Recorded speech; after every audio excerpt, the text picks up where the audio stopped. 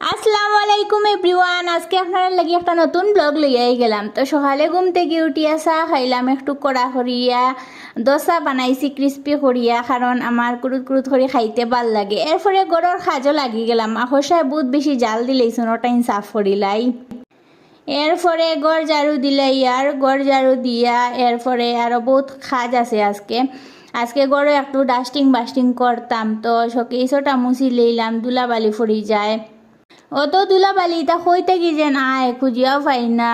ও 2 দিন যায় না, হালি বালি ফরে হালি বালি ফরে। এরপরে টেরেস গার্ডেনে উঠি একটু জল দিলাম, কারণ রোদের মাঝে সব শুকাই গেছে।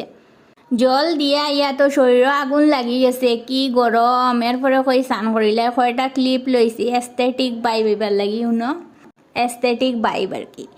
এরপরে বিকালে ঠেকুয়া বানাইছি বিহারি স্টাইলে, ভিডিও আইব আপনারা সবে দেখবা। আজকের লাগি ভিডিও তো টুকি, টাটা বাই বাই।